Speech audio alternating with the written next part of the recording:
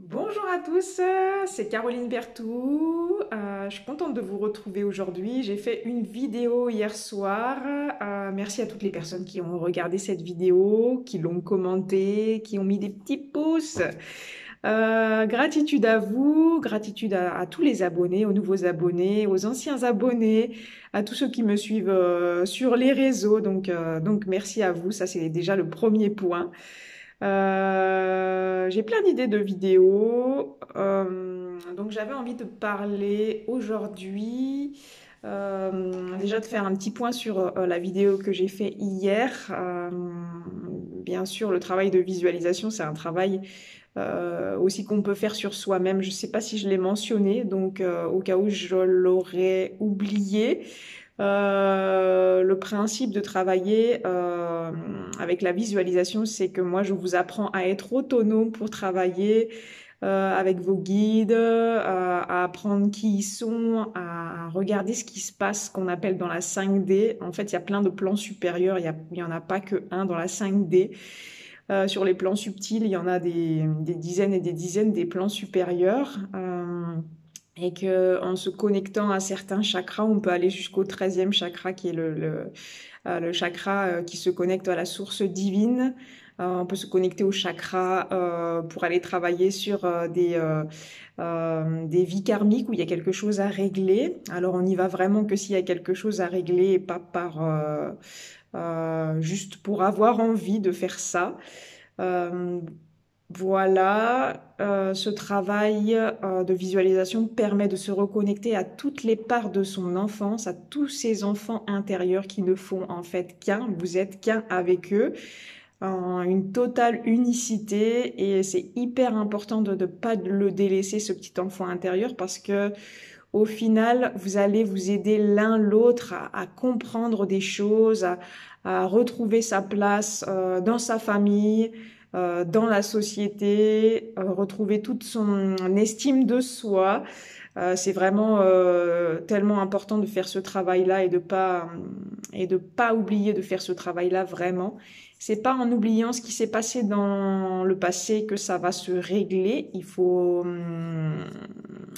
vraiment aller débloquer ces mémoires, les revivre une fois pour les débloquer totalement. D'où la problématique d'aujourd'hui. Le titre de cette vidéo, ça va être à partir de quel moment je vais entreprendre un travail personnel, à partir de quel moment je vais me faire accompagner. Euh, pour ma propre expérience, quand j'étais jeune, ma sœur allait chez le psy. Je pense que quand elle était ado, vers les 14-15 ans, elle allait déjà voir un psy. Ma maman aussi, parce qu'elles avaient besoin de vider un peu ce qu'elles avaient à l'intérieur, à l'extérieur. Et moi, j'étais vraiment là à me dire non, moi, je veux pas m'exprimer à quelqu'un à qui je connais pas. Qu'est-ce que je vais lui dire? Et puis j'étais totalement bloquée dans mes émotions à cette époque-là. Et puis c'était pas facile pour moi de m'exprimer. J'avais une maman très autoritaire qui me faisait assez peur et je faisais, je pense, beaucoup d'apnée pour pas ressentir mes émotions. Donc j'ai pas voulu moi faire de psychanalyse ou d'aller voir de psychiatre ou quoi que ce soit. C'est vraiment à la rencontre de ma jumelle quand j'avais 33-34 ans. Non, je crois que j'avais 33 ans. Je sais plus. Euh, que ça a vraiment fait un bouleversement intérieur. Et là, je me suis dit, waouh, mais qu'est-ce qui m'arrive? J'ai tout un tas de trucs que j'arrive pas à gérer. Je me dis, mince, là, peut-être que ça va être le moment que je fasse appel à quelqu'un, mais à qui, comment? En fait, les choses sont venues naturellement. J'ai tout de suite été orientée vers les bonnes personnes parce que j'ai intérieurement demandé aussi. À cette époque-là, je parlais pas trop à ma guidance, mais je mettais des souhaits d'une certaine manière où je disais, mais qui c'est qui va bien pouvoir m'aider dans ce processus? Alors j'ai eu de la chance parce que j'ai une sœur qui est flamme jumelle aussi et elle a pu m'expliquer et m'orienter sur certaines vidéos qui m'ont orientée vers Pascal directement au bout d'une semaine. Au bout de 2 jours, j'avais pris conscience de mon lien grâce à ma sœur, et au bout d'une semaine, j'avais Pascal au téléphone. Où j'avais pris un rendez-vous 3 mois après parce que elle était déjà débordée à cette époque-là. Et j'ai attendu patiemment. C'était déjà un premier travail de patience, et je me suis dit, je peux pas rester dans cet état-là. J'étais vraiment mal, j'étais en plein dans mes blessures. J'étais en fin de cycle par rapport au travail où j'avais vraiment intérieurement, c'était plus possible pour moi d'aller travailler pour un patron, d'être cadre dans une entreprise. De toute façon, dans chaque entreprise où j'ai été, c'était le même système. Et moi, le système qui était en place dans chaque entreprise, ça ne correspondait pas à mes valeurs. Donc oui, j'avais les gains financiers qui étaient pas dégueux. On va dire que je gagne beaucoup moins financièrement maintenant en étant thérapeute et à mon compte, mais je suis plus emprisonnée dans cette petite cage dorée qui était en fait vraiment pour moi toute moisie. C'est quand j'ai réussi à sortir de ça. J'ai demandé de l'aide au guide aussi, de me dire, ah là là, je me jette dans le vide, mais comment je vais faire? Je me séparais d'avec mon ex, on devait vendre la voiture, je voulais vraiment pas rester dans le même lieu d'habitation, donc il fallait que je prenne un logement, et ça a été bouleversant intérieurement dans tous les sens du terme. Donc j'ai fait la formation de la méthode de Mélo. À l'époque, c'était en décembre 2019. En fin janvier 2020, c'est ça. Du coup, j'avais fini le travail alimentaire, entre guillemets, et je commençais à proposer des vidéos sur YouTube.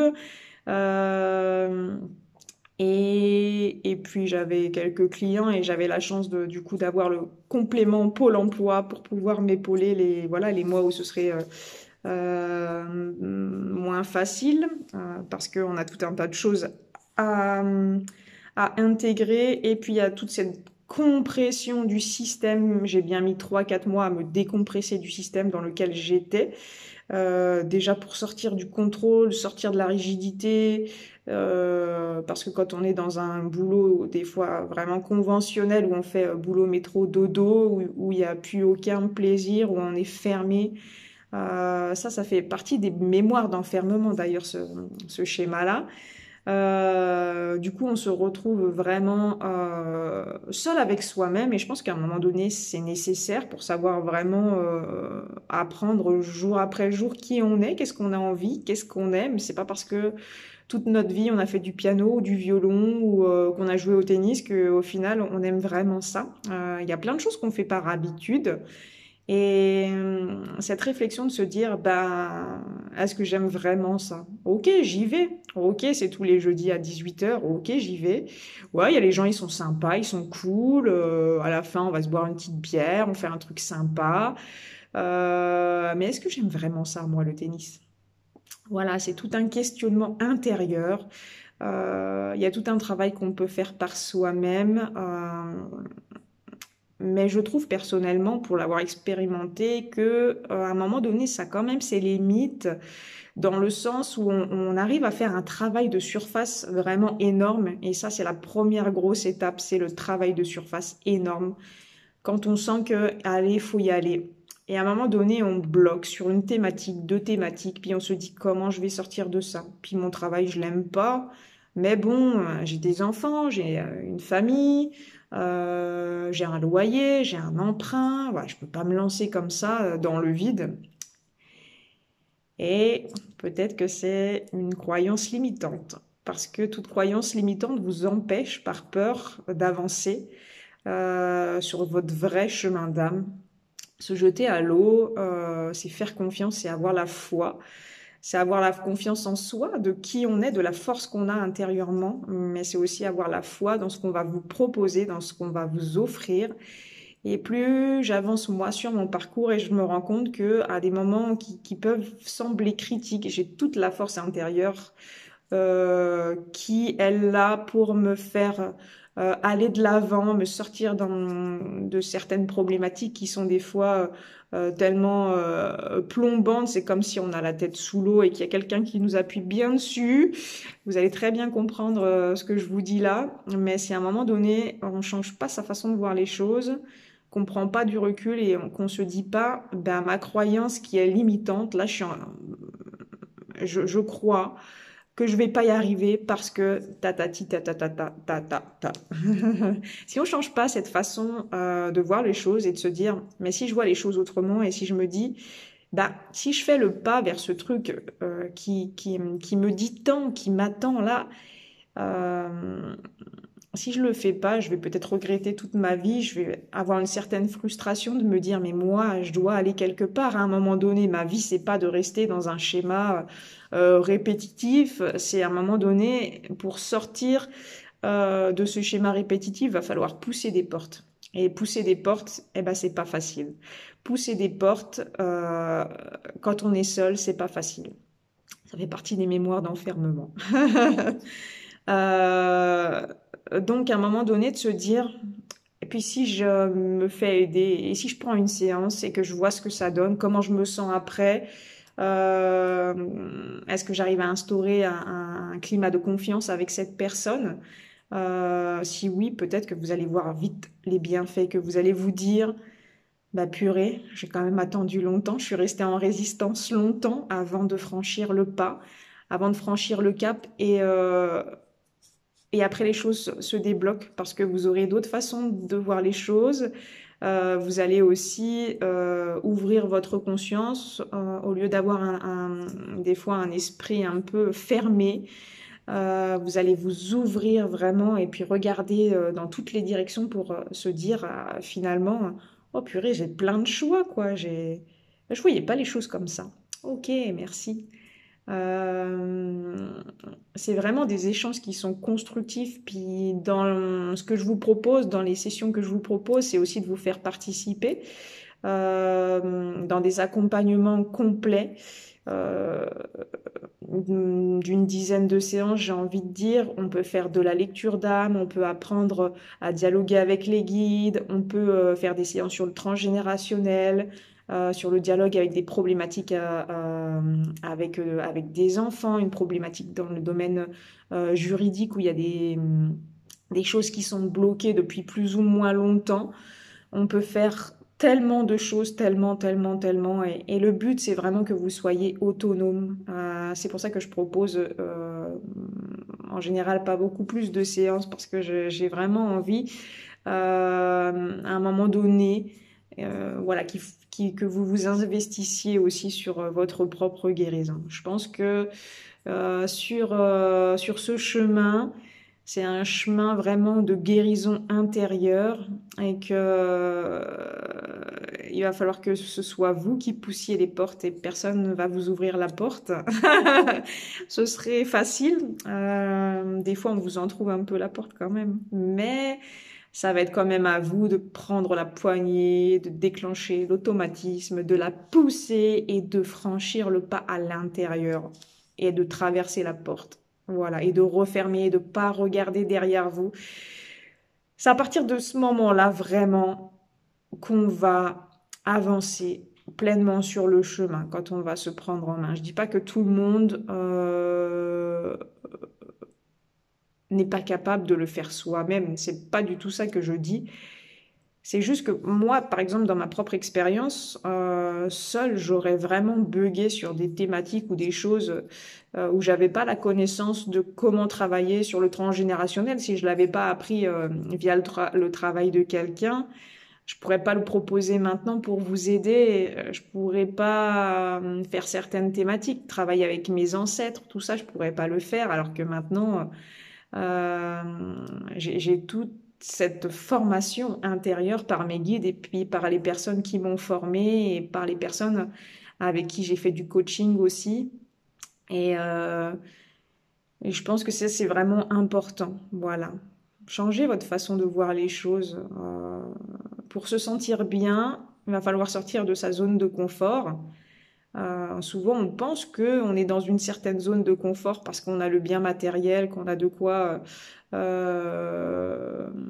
vivre, tout simplement. Mais je pense pas que ce soit ça la zone de confort. La zone de confort, j'ai envie de dire, c'est d'être libre vraiment de tout. Voilà. Et la liberté, elle n'a pas de prix. Elle n'a pas de prix, elle n'a pas de prix, elle n'a pas de prix. Et vraiment, réfléchissez à ça. Réfléchissez à ça. Je fais des coachings de 10 séances pour les personnes qui ont envie et qui ont vraiment envie de s'impliquer. En 3 mois et demi, en 4 mois, vous avez toutes les clés, pratiquement toutes les choses pour vous faire avancer pendant un bon moment. J'ai beaucoup de personnes, j'ai accompagné beaucoup de personnes qui ont fait des accompagnements complets, où on a fait un petit peu de tout. Et ces personnes, elles sont complètement transformées aujourd'hui, avec une estime de soi, avec le fait de trouver sa place dans la société, dans la vie de tous les jours, trouver sa place euh, auprès d'un bien-aimé, d'une bien-aimée. Déjà, je pense que par soi-même, pour soi-même, c'est déjà super quand on est dans un parcours couple sacré, flamme jumelle couple sacré, c'est un cheminement où on arrive à dépasser certaines étapes avec facilité, puis d'autres difficilement, parce que ça fait partie du jeu. Voyez votre vie comme un jeu. Alors, est-ce que vous avez envie de jouer ou est-ce que vous allez appuyer sur pause tout le temps? J'adore cette vision des choses. Je sais pas, c'est ce matin ou hier soir que j'ai eu cette vision de la vie, ma foi. Mais prenez le temps de réfléchir, de savoir ce que vous avez envie. C'est déjà prendre un papier, un crayon. Dans ma vie, comment je me sens? Les points positifs, les points négatifs. Ok, est-ce qu'il y a plus de points positifs ou plus de points négatifs? S'il y a plus de points positifs, bon, bah, c'est super. Travailler sur les points négatifs. Comment améliorer les choses? S'il y a plus de choses négatives, peut-être se dire, bah là, c'est peut-être le moment d'aller me chercher intérieurement, de me dire qui c'est que je suis, pourquoi je suis là. Je suis pas là pour faire forcément un travail conventionnel. Peut-être que je suis là pour apporter de la lumière dans un travail ou apporter euh, euh, l'amour, tout simplement, la façon d'être dans l'amour, où vous êtes avec toutes les personnes que vous rencontrez. Mais est-ce que le contexte vous convient ou est-ce que vous avez besoin d'autre chose? Ouais, ça fait beaucoup de questionnements. Donc moi, je vous accompagne avec ma méthode de l'alpha à l'oméga. Si vous êtes à l'aise avec la visualisation, ça va être rapide. Si vous êtes moins à l'aise, on pourra la travailler, regarder ce qui est bloquant, pourquoi vous avez peur d'aller vous connecter avec vous-même. Je travaille avec la lecture d'âme, donc un travail d'âme à âme qui peut se faire avec vous-même, comme je le disais, et aussi avec les membres de votre famille ou des problématiques juridiques. On va aller travailler avec toutes les âmes concernées par la problématique ou les problématiques. Je vais travailler avec les flammes sacrées. Pour moi, c'est hyper important d'aller vraiment travailler avec les archanges, les Elohim, les Shohan, les maîtres ascensionnés. Hyper important, hyper important, hyper important. Je vous accompagne aussi dans l'apprentissage de la lecture d'âme, de la communication animale. Je vous propose tout un tas de retraites de guérison, de formations pour venir fabriquer vos tambours de guérison. Je vous accompagne si vous avez le désir d'être formé à la méthode de l'alpha à l'oméga, vous trouvez toutes les dates et toutes les informations sur mon site internet.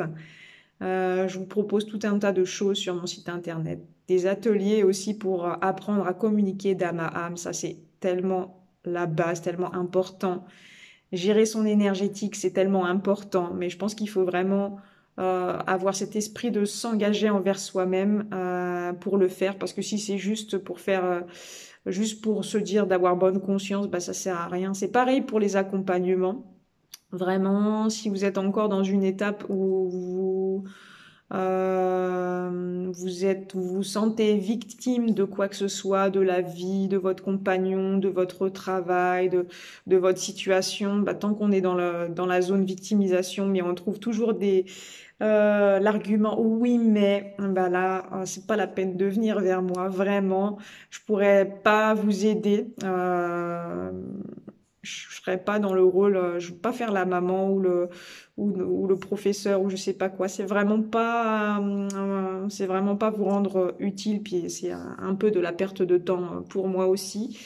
Donc venez vers moi si vous êtes prêt à vous investir et à entendre aussi des choses qui vont pas forcément vous faire plaisir. Ou qui seront pas faciles à entendre, des événements que vous avez vécus dans cette vie ou dans des autres qui seront pas forcément faciles. On me donnera les informations que s'il y a besoin que vous ayez besoin d'avoir la conscience de ces mémoires. Euh, voilà, je pense que c'est important. Donc, on entreprend un travail personnel à partir du moment où on se considère pas comme victime, mais comme quelqu'un qui fait partie d'un jeu, d'une pièce de théâtre, et vous avez votre propre rôle à jouer, autant dans votre couple sacré que autant envers vous-même, que autant envers votre âme qui s'est incarnée. C'est pas pour venir faire que des trucs super cool, profiter de la life. Bien sûr que ça fait partie de la life. Mais on est là aussi pour transmuter des choses lourdes. On sait que on est dans une conjoncture pas évidente où il y a beaucoup de choses à transmuter. Et on est là pour ça aussi. On est là pour s'entraider. On est là pour partager. Et ça, c'est super chouette. Et je pense créer bientôt, quand on dit bientôt, hein, il n'y a pas de notion de temps, une plateforme qui regroupe plusieurs thérapeutes. Il y aura des personnes voilà, qui sont connues aussi sur YouTube, qui sont dans des parcours flammes jumelles. Des personnes que j'ai formées à la thérapie de l'alpha à l'oméga et qui sera une plateforme où vous pourrez prendre rendez-vous avec la personne que vous voulez sur différentes thématiques. Ce sera assez énorme où on proposera des ateliers, où on proposera des ateliers conférences, où on proposera des ouvertures d'esprit sur des livres écrits par des flammes jumelles. On proposera des conférences en présentiel sur des week-ends où on fera intervenir chaque personne qui a envie. Voilà, ce sera quelque chose d'assez énorme qui est en pleine maturation. Mais je vous en parle maintenant, je commence à aborder le sujet parce que je pense que c'est important que vous dites ah mais c'est super, cette idée elle est vraiment super en vrai parce que sur une même plateforme vous allez trouver des personnes compétentes dans divers domaines qui vont avoir des énergies hautes. Attention, on va pas prendre n'importe qui sauront se nettoyer énergétiquement. C'est la base, c'est la base. Il y aura personne on se concertera tous entre les thérapeutes pour savoir si c'est ok. Mais je prendrai personne qui a une énergie qui sait pas se gérer énergétiquement, bien évidemment. Voilà. En tout cas, cette semaine, je suis en pseudo-vacances, mais je pense que je vais faire des vidéos si j'ai l'énergie, le temps, l'envie. Je vais faire des vidéos, j'ai plein de thématiques à aborder et je voudrais vous proposer pour certaines personnes un coaching sur les ressentis, se reconnecter à son corps, se reconnecter à ses émotions, se reconnecter à l'être divin que vous êtes. Je pense que je vais plutôt le faire en individuel parce que ce sera plus facile pour vous pour vous exprimer. Voilà, j'en dis pas plus, je pense que je ferai une vidéo là-dessus. Et puis je ferai une vidéo aussi pour vous présenter pourquoi s'offrir un tambour de guérison. Pourquoi venir le fabriquer aussi parce que c'est un outil qui me semble vraiment pour moi indispensable et j'impose à personne cette vision de voir les choses, mais Pour moi, c'est un protecteur, un gardien, un guérisseur, quelqu'un qui va vous écouter aussi, enfin quelqu'un. Vous voyez ce que je veux dire? L'âme du tambour va vous écouter comme un ami. Et puis ça, on en a vraiment besoin aussi. Et, et voilà. Je vous embrasse fort. Prenez soin de vous. Je suis contente de vous avoir retrouvé aujourd'hui. Vraiment, gratitude, gratitude, gratitude. Vous retrouvez les soins de libération de la mémoire d'enfermement. C'est samedi. Le soin d'Isis et Osiris pour restaurer les espaces sacrés débute dimanche. Donc inscrivez-vous avant samedi 17h, ce serait vraiment chouette. Voilà, je vous embrasse tout fort. Prenez soin de vous. N'hésitez pas à franchir le pas et à m'appeler. Vous trouvez toutes les coordonnées sur mon site internet, sur Facebook ou en dessous de la vidéo. N'hésitez pas à regarder. Il y a tout un descriptif de ce que je propose aussi pendant les 6 premiers mois là, de l'année. Donc voilà, je vous embrasse tout fort. Je vous dis à tout bientôt.